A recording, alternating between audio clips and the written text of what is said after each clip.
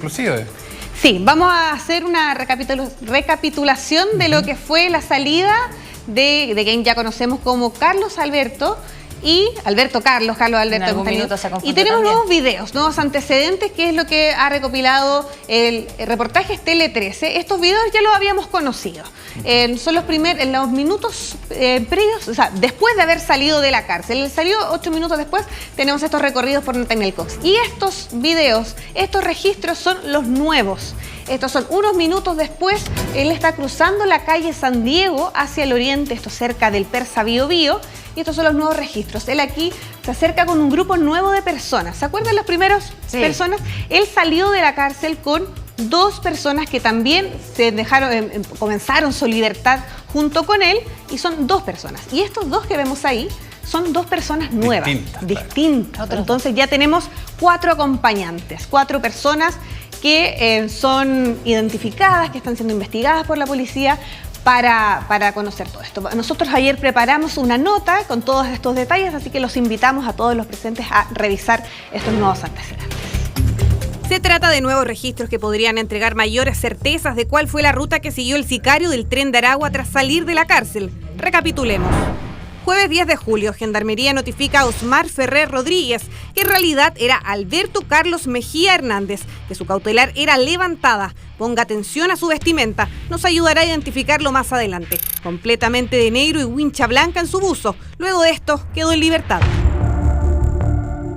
¿Cómo estaría una persona que sorpresivamente, de la nada, se encuentra con una libertad que no esperaba? Hubiese salido a lo menos sorprendida. Yo no veo ahí una persona sorprendida de salir caminando, digamos, de un establecimiento donde él debió haber avisorado que iba a estar un largo tiempo. Y así lo vimos solo minutos después de salir, 20 horas con 38 minutos.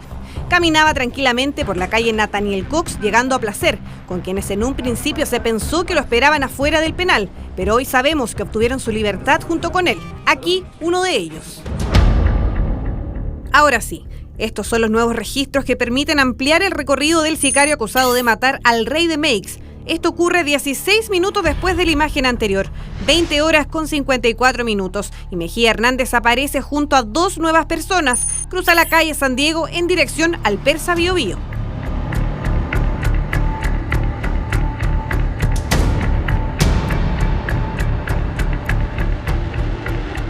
¿Qué pasó con sus otros acompañantes? Aquí están, 21 horas con 1 minuto. ¿Recuerda el polerón negro con el logo deportivo? Es él, siguiendo una ruta completamente distinta con el de polerón beige.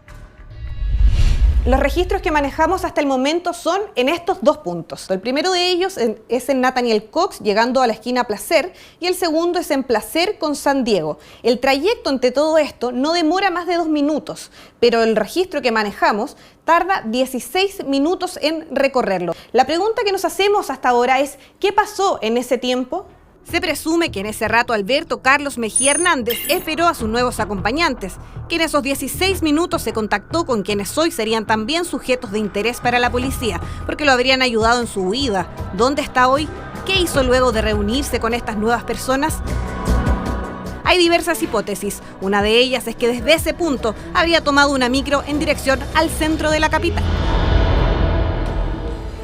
Claro, acciones, reacciones además a que no dejan de llamar la atención por la forma en que se desenvuelven, pero además conocemos que durante la jornada de ayer se revela la posibilidad de que el mismo acusado haya tomado un Uber y haya pagado incluso 2,5 millones de pesos para trasladarse desde la capital hasta la ciudad de Iquique. Y ahí surgen otras preguntas, otras dudas, ¿no? Nos imaginamos que lo primero que necesitaba una vez que es excarcelado es dinero y un teléfono, porque tiene que haber salido un comunicado, y después cómo se costea además este traslado millonario que hace presumiblemente hasta Iquique. Sí, tenemos aquí el recorrido, vamos a ver si nos ayudan con la lámina. El recorrido que hace él cuando sale de la cárcel. Ya. A ver si el director nos ayuda con eso. Vamos con eso. Ya, él sale del centro de detención y toma la calle Centenario. Y es que, de ahí no tenemos registro todavía. Y es acá, este es Nathaniel Cox, que es donde lo vemos caminar en primera instancia con estas 2 personas que sale de la cárcel junto con él. Aunque no tenemos registro de ese tránsito, es lo que tendría que haber hecho para después situarlo en donde está. Exacto. Claro.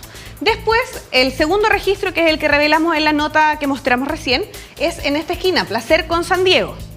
Pero nosotros ayer hicimos el cálculo, que es lo que mostrábamos también en la nota. Entre este punto y este punto no pasan más de 2 minutos. Ya. Pero en las cámaras hay una diferencia de 16 minutos. Entonces ya ahí es la duda, ¿qué pasó entre esos 2 puntos? Porque aquí aparece con los que sale de la cárcel y aquí aparece con estas otras dos personas. Y los que salieron de la cárcel con él bajan por esta calle y él cruza. Se presume que en ese punto, aquí en este sector, hay un paradero de micro. Ya él ahí habría tomado alguna locomoción, algún medio de transporte para moverse a otro lugar. Desde el punto de vista investigativo incorporamos ya ahora sí a nuestros entrevistados. Marisa, ¿son sujetos de interés esas personas que los acompañan? Bueno, evidentemente son sujetos de interés desde que para poder movilizarse, ¿cierto? Y para poder contactarse con esta persona debió haber tenido un medio de comunicación que no tenía, por supuesto, porque venía saliendo de la cárcel. Eso te da cuenta, de alguna manera, de que estas personas sabían que él iba a salir. Ya todos los hechos anteriores dan cuenta, a mi juicio, no de una negligencia, sino que de un acto concertado para dejar en libertad a este sujeto. ¿Y por qué digo eso? Porque el oficio, este famoso oficio, ¿cierto?, que habría sido, dicen, un error, no fue un error.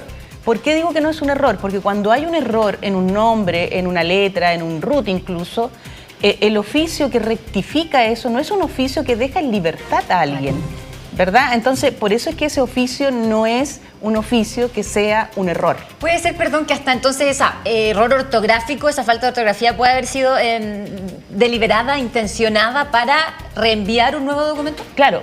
Efectivamente puede haber sido, como tú dices, intencionada para hacer este segundo documento. Entonces, lo que hay que determinar y lo que supongo yo que la Fiscalía va a determinar es que quién hizo ese documento y le habría hecho firmar de forma negligente o dolosa, eso no lo sabemos, a la jueza Rodríguez, ¿verdad? Y ese oficio se firma un segundo oficio nuevamente que se envía, ¿cierto?, con los datos correctos supuestamente a Gendarmería. Es decir, estos primeros 2 oficios son, o sea, el primer oficio el que tiene el error, el segundo el que supuestamente lo corrige, pero de verdad cuando se corrige un antecedente como este, el oficio nos dice que se deja sin efecto en libertad. Por ejemplo, voy a dejar en libertad a una persona que le puse con S. Pérez. O sea, es la lógica esto, ¿verdad? Yo no digo, voy a dejar en libertad a esa persona que está con S, debiendo ser Z, y ordeno, ¿cierto?, que quede sin efecto la prisión preventiva. Lo que hago es hacer un nuevo oficio, rectificando el anterior, rectificando el nombre, pero no dejando en libertad. Por eso ese es un antecedente muy importante para establecer que alguien, que no sabemos quién, concertadamente con otras personas, habría hecho de esta forma poner en libertad a una persona que no debía estar puesta en libertad. Y obviamente, con posterioridad, cuando esto llega a Gendarmería, recuerden ustedes que pasan 4 días sin que nadie se dé cuenta. Exacto. Y supuestamente habría llegado el segundo oficio en que disponía nuevamente la prisión preventiva. ¿Y qué pasó ahí entre medio? ¿Qué pasó en Gendarmería en 4 días que no se dieron cuenta de esto? Entonces, obviamente para mí aquí hay un acto concertado y esto lo que hace es, de alguna manera, ratificar que ya había una operación desde afuera concertada para... Sabían que esta persona iba a salir, le proporcionaron los medios, le pasaron 2,5 millones para irse a Iquique en un Uber. Entonces, la verdad que es bastante grave la situación. Claro, que eso llama muchísimo la atención porque en un primer momento sale una tesis de un cierto error, pero claro, cuando hay todos estos elementos a posteriori, Marcelo se da cuenta efectivamente o toma más fuerza esta tesis. ¿Tú concuerdas con que hay una concertación aquí para poder realizar este acto? Yo lamentablemente coincido con lo que señala Marisa. Es muy difícil imaginarse que esto sea un mero error. Del momento en que yo creo que el documento crucial es cuando se emite una orden de liberación, con nombre y apellido de la persona, y eso en ningún contexto era necesario, digamos, porque se puede si había un error en el nombre se corregía, si no, había varios caminos, el único camino que no era señalar que había que liberar a una persona, que era esa persona, y eso fue en lo que terminó esto, digamos. Y digo que lamentablemente coincido porque las consecuencias que acarrea esa conclusión son bien masivas, nefastas para el país. Sí. Hablamos de que el temor de que el crimen organizado esté penetrando las instituciones públicas a nivel de toma de decisiones tan importantes como las judiciales, y vimos lo que pasó con las Fuerzas Armadas, digamos, con el Ejército, con la aviación, participando de operaciones de tráfico, dan un panorama de lo que queríamos evitar como país. Que el crimen organizado penetrara las instituciones, las permeara y empezar a funcionar para ellas, digamos. Entonces, creo que aquí, si la conclusión va en ese camino, falta que empecemos a darnos cuenta de eso y a tomar las medidas dimensionando la gravedad de esta situación, que yo creo que todavía no estamos en ese nivel y falta como cuerpo institucional, digamos, global. No quiero echar ni la culpa al gobierno, ni al Parlamento, ni al Poder Judicial, sino que como país darse cuenta de que aquí tiene un problema gravísimo que hay que abordar. Y claro, y que nos abre otra pregunta que luego vamos a ir profundizando, que es cuánto ha logrado penetrar el crimen organizado en las instituciones, porque ahora lo que tenemos también son organismos de alguna manera enfrentados en la defensa corporativa, porque se están de alguna manera, para decir que ellos hicieron lo correcto, están diciendo que el otro fue el que se equivocó. Gaby, sigamos revisando la documentación que tenemos de este caso, que ya lo decíamos, una polémica y escándalo en la última semana. Sí, ya lo adelantaba acá, porque tenemos los documentos de los que ya se estaban comentando. Acá tenemos, en primera instancia, al fondo, el error. Claro. El error de que se habla, nos vamos a acercar. El error es la falta de una letra. Usted lo comentaba, no puede ser que por una falta de una letra haya ocasionado la salida de esta persona, y es simplemente la falta de la primera letra de esta persona. Después tenemos Osmar Alexander Ferrer Ramírez, que ya después nos enteramos que él no era Osmar. ¿Por qué él ingresa con este nombre? Él, como ingresó por un paso no habilitado, se enrola de esta forma, y es como lo hacen muchas personas extranjeras. Cuando él ingresa, da un nombre que es falso. Quizás también estaba asociado a un root. Se le asocia un root, cuando se enrola se le asocia un root. Eso es cuando, perdón, hacen la autodenuncia, ¿no? Cuando ellos ingresan irregularmente, hacen para poder tomarle las huellas, y entonces ellos dan el nombre que tienen, que quieren dar. Que quieren dar en el fondo. Le dan un nombre para poder identificarlo, porque si no, no podrías identificarlo. Y así queda, en el fondo, en nuestro país, asociado a un nombre y a un root y a esta identidad. Ya. Pero ayer, cuando pasa todo este proceso, se sabe que es de nacionalidad venezolana, se le ven las huellas dactilares y se mandan los datos a Venezuela, y allá se dan cuenta que estas huellas no coinciden con ningún Osmar. Y de ahí nos enteramos de Alberto Carlos, y en breve tiempo, que es Carlos Alberto. Exacto. Y la información se entrega a través de la policía, de la fiscalía, que es Carlos Alberto Mejía Hernández. Y después, minutos después, dicen, no es Carlos Alberto, es Alberto Carlos. Y ahí también se genera una nueva confusión y nuevos errores, porque en muy poco tiempo finalmente queda como un chiste, como primero nos informan que estamos buscando a Osmar Ferrer, después que es Carlos Mejía, después Alberto Mejía, y al final genera toda esta seguidilla de incongruencias que se suman a cuál es el trabajo qué tan serio se está realizando para la búsqueda de una persona que actualmente podría ser una de las más buscadas en nuestro país. Que incluso lleva al propio ministro de Seguridad a hacer una rectificación cuando está presentando, antecedentes de este caso.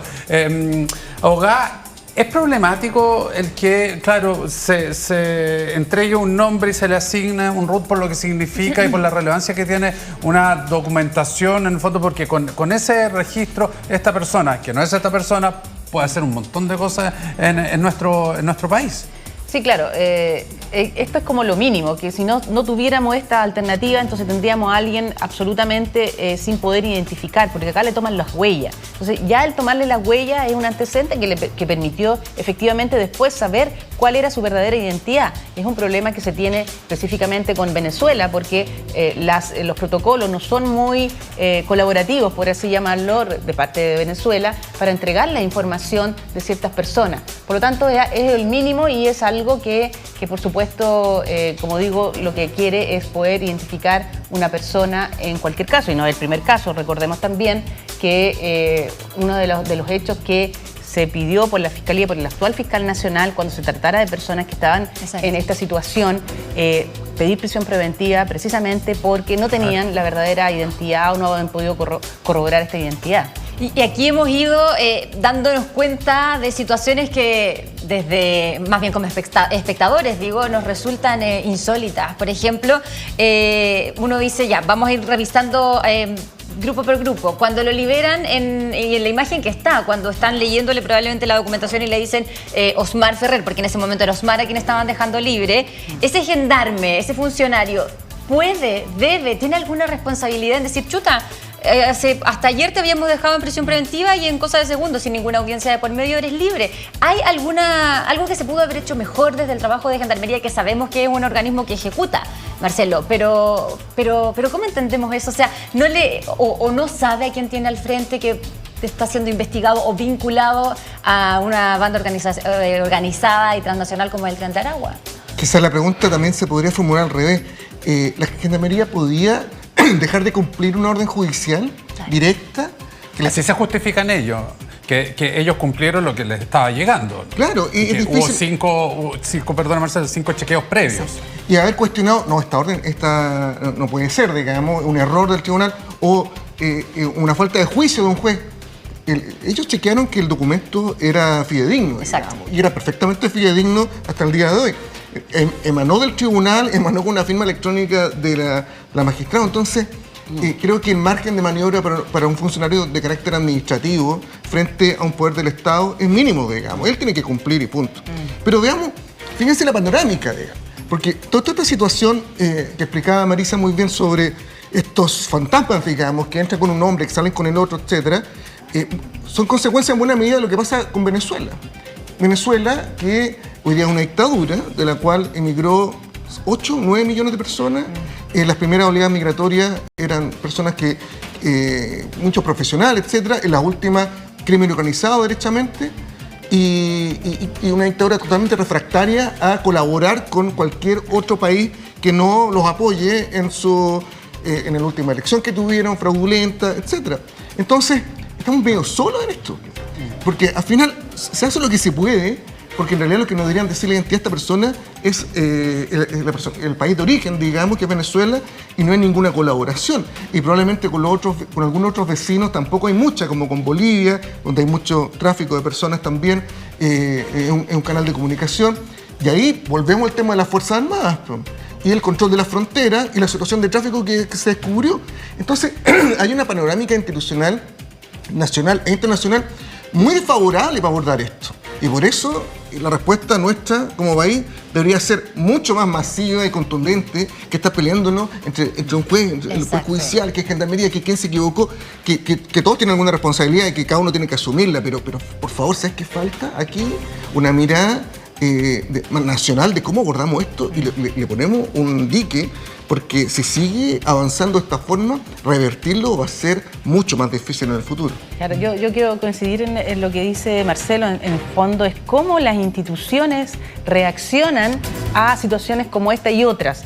Recordemos los casos de financiamiento ilegal de la política, ¿cierto? Las instituciones se empezaron a defender. Se defendía Impuesto Interno, se defendía la Fiscalía, se defendía también el Congreso, pero no había una respuesta institucional. Las instituciones, para ser poderosas, para tener legitimidad con la ciudadanía, requieren dar una respuesta adecuada frente a casos como este. Obviamente en este caso hay un principio de inocencia, pero antes de que se resuelva, tú tienes que dar una señal de que aquí se va a investigar un hecho como este porque es grave, con las mayores consecuencias posibles. No puedes adelantar diciendo, el problema fue Gendarmería o el problema fue del Poder Judicial. Hay que investigarlo y anunciar por lo menos que se van a hacer todas las acciones drásticas que se necesitan. Y yo, ¿por qué lo digo? Porque, a ver, tenemos, ¿cierto?, una juez, ¿cierto? Yo no quiero hablar mal de ella porque no es la idea, pero usted no es responsable de ella. Hay una juez, ¿cierto?, que yo no digo que esté siendo doloso, pero también es responsable por una negligencia inexcusable. Puede ser que ella haya sido utilizada por alguien para firmar algo que no leyó, por ejemplo. Pero eso es una negligencia. La firma digitalizada, que es de ella, autorizada, sí, por supuesto, tendrá un uso acotado. O sea, no cualquier persona puede hacer uso de la firma digitalizada de una jueza. Por supuesto. Primero, si es que ella autorizó a alguien, eso ya sería una negligencia. Tú no puedes, como juez, autorizar a alguien, o si lo vas a autorizar será algo que leíste. Entonces, lo mínimo que uno requiere de un juez es que lea lo que firma. Entonces, esa parte no la tenemos resuelta, porque por supuesto no tenemos antecedentes de la investigación. Pero yo creo que es un punto importante saber si la juez leyó lo que firmó o no. Si lo leyó, sería horrible, porque estaría diciendo que está dando libertad a alguien que no debía estar puesto en libertad. Y si no lo leyó, también es horrible porque nos estamos dando cuenta de una juez que no lee lo que firma y eso sería una negligencia. Ahora, ¿cuántos otros casos habrá habido de esto y no sabemos? De nivel de gravedad esto es supremo. Sí. Y bueno, valga la redundancia con la palabra, pero ¿dónde está la Corte Suprema? ¿Dónde está la cabeza del Poder Judicial diciendo vamos a tomar medidas al respecto, vamos a analizar lo que está pasando en cada uno de los tribunales y vamos a ver cómo está funcionando este proceso de toma de decisiones judiciales para evitar que esto pase en el futuro? Uno esperaría reacciones de ese tipo. Pero llega tarde, entonces, Marcelo, Marisa, el hecho de que anuncian la implementación de un protocolo cuando, y a mí también me llamaba muchísimo la atención, cuando de las justificaciones esto no es excepcional, esto ha pasado otras veces y como que se tiende a minimizar. Entonces, hoy día está el protocolo por la relevancia que tiene un caso de esta connotación. Pero ¿qué pasaba antes? Sí, claro. Yo no sé si es suficiente un protocolo solamente. Esto es mucho más que un protocolo. Esto es como decir, vamos a poner más reglas para que la que no los cumpla vamos a sancionar. No, esto es investigar a fondo todas las fallas que están pasando, ponerlas sobre la mesa, ver por qué están sucediendo, ver cómo está penetrando, si es que efectivamente termina acreditándose que hubo corrupción, hubo soborno para tomar esta decisión judicial, cómo estamos tomando la medida para evitar eso en el futuro, cómo hacemos limpieza del Poder Judicial para evitar que esto siga penetrando el narcotráfico. Entonces, yo no veo que se esté tomando esto con el peso de la gravedad de lo que está detrás. Pues se decía soborno, pero también puede que incluso, estamos especulando, pueda incluso haber algún tipo de extorsión. Sí, hemos visto que es la forma en la que operan estas bandas internacionales. Y muchas veces la extorsión es mucho más efectiva que el soborno. Sí. Pero, por ejemplo, también las declaraciones del director de Gendarmería también me parecían inaceptables, decir, oiga, cumplieron lo que decía la resolución. Eso no puede ser el mínimo que tú estás pidiendo. Yo cumplí lo que decía, pero ¿qué pasó con el segundo? Claro. ¿Qué pasó con esto que tú dices? Es evidente, todos sabían que era una persona que era peligrosa, pertenecía al Tren de Aragua, al parecer, ¿cierto? Y que habría participado en un sicariato. O sea, obviamente que lo sabían. No le habrá llamado la atención de por qué está en libertad, por qué no habrá hecho algo más. ¿Y qué pasó en esos 4 días?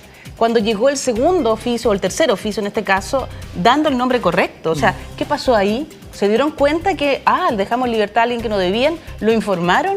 No, recuerden ustedes que esto se supo porque la abogada defensora llamó al fiscal, me parece, para decirle que por qué había quedado en libertad. Y ahí se dan cuenta. Entonces, algo pasa ahí también de por qué no Gendarmería, que tiene la custodia, ¿cierto?, aun cuando haya recibido formalmente un oficio, no vaya más allá de los otros oficios y sean proactivos en esta búsqueda.